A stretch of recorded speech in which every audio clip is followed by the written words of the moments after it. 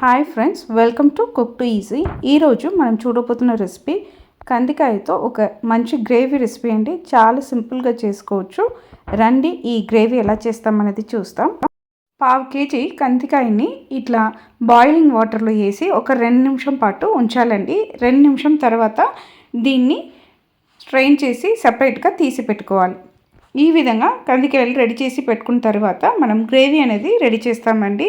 ఇలా మనం చేయడం వల్ల మనకు ఇది బాగా ఉడికి సాఫ్ట్గా మనకు దొరుకుతుంది. గ్రేవీలో తినడానికి చాలా బాగుంటుందండి. 2 నిమిషం పాటు ఇలా వదిలితే సరిపోతుంది. రండి గ్రేవీ ఎలా చేస్తామనేది చూస్తాము. పొయ్యి మీద అడుగు మందంగా ఉన్న ఒక కడాయి పెట్టండి. 1 టేబుల్ స్పూన్ అంతా ఆయిల్ వేయండి. చూడండి 2 నిమిషం తర్వాత ఆ కందికాయలన్నీ సెపరేట్ తీసి పెట్టుకున్నాము. ఇప్పుడు ఆయిల్ అనేది బాగా వేడి అయిన తర్వాత అండి దీంట్లో మనము వెల్లుల్లి అలానే ఉల్లిపాయలు ఇవి రెండింటిని వేసి మనం ఫ్రై చేసుకోవాలి. దాదాపు 8 నుంచి 10 రబ్బులు వెల్లుల్లి తీసుకోండి. ఈ వెల్లుల్లిని వేసి బాగా ఫ్రై చేసుకోండి.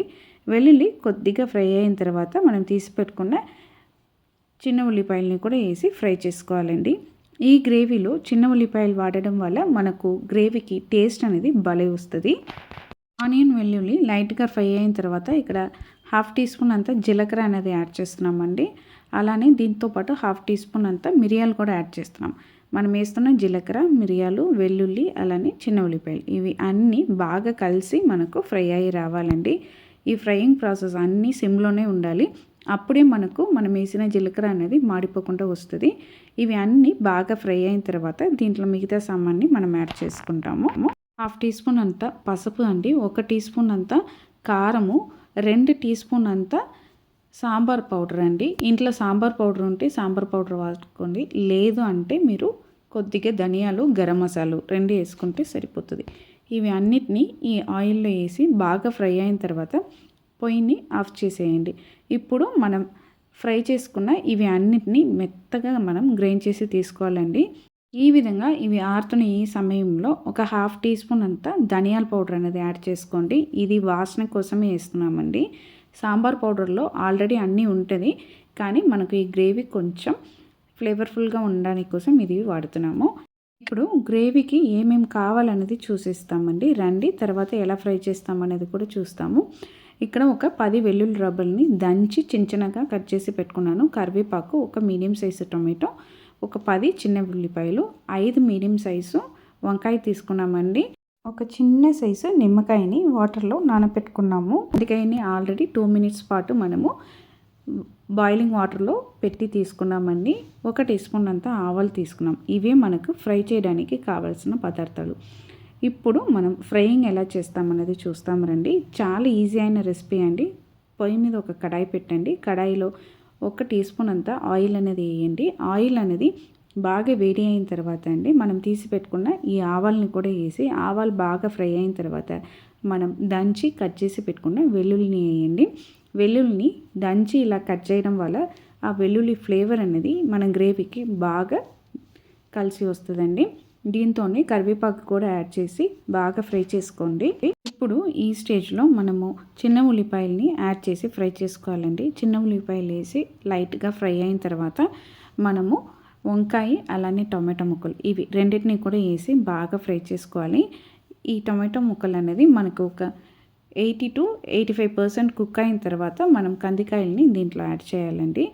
ఈ స్టేజ్లో మన గ్రేవీకి సరిపడా కల్లుప్పు అనేది యాడ్ చేసి బాగా మిక్స్ చేసి పొయ్యిని సిమ్ టు మీడియం ఫ్లేమ్లో పెట్టేసి ఒక మూత పెట్టేసి వదలండి. మనకు ఈ వంకాయ అనేది సాఫ్ట్గా అయిన తర్వాత మనం మిగతా సామాన్ని యాడ్ చేస్తామండి.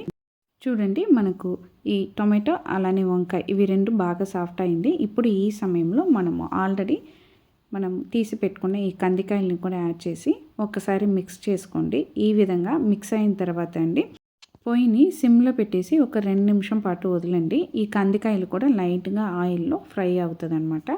ఈ విధంగా ఒక 2 నిమిషం పాటు మనం వదిలిన తర్వాత మనం ఆల్రెడీ ఫ్రై చేసి మనము రుబ్బి తీసుకున్న ఆ మసాలా పేస్ట్ ఉంటుంది చూడండి, ఆ మసాలా పేస్ట్ని కూడా యాడ్ చేసి బాగా మిక్స్ చేయండి.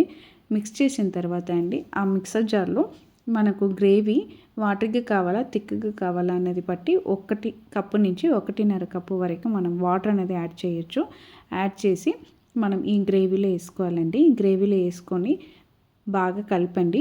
ఈ విధంగా మనకు లైట్గా పొంగు అనేది రావడం స్టార్ట్ అయిన తర్వాత అండి మనం ఆల్రెడీ నానబెట్టుకున్న చింతపండు ఉంది చూడండి, ఆ చింతపండుని బాగా పిసికేసి ఆ చింతపండు నీళ్ళని కూడా ఈ స్టేజ్లో మనం యాడ్ చేయాలండి. ఈ పొంగు అనేది రావడం స్టార్ట్ అయిన తర్వాతనే ఇది చేయాలి.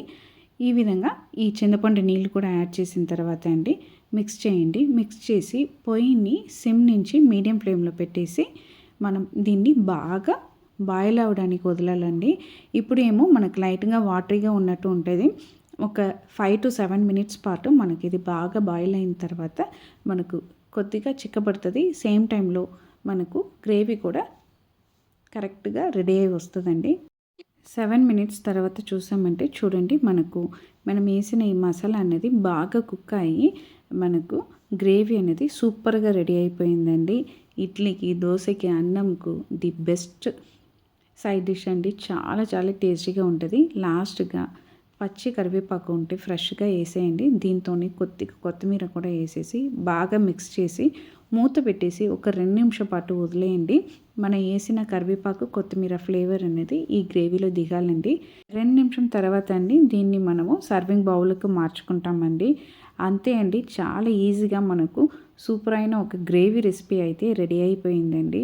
అంతే అండి, చాలా ఈజీగా ఇంట్లో ఉన్న కొన్ని సామాన్తో సూపర్ అయిన కందికాయ గ్రేవీ రెడీ చేసాము. ది మస్ట్ ట్రై రెసిపీ అండి. మీరు కూడా ట్రై చేసి ఎలా ఉందని చెప్పండి. ఈ కందికాయ గ్రేవీ రెసిపీ నచ్చిందంటే మన కుక్ టు ఈజీ ఛానల్ని లైక్ చేయండి, షేర్ చేయండి, కామెంట్ చేయండి. తప్పకుండా మన కుక్ టు ఈజీ ఛానల్ని సబ్స్క్రైబ్ చేయండి. అందరికీ బాయ్ అండి.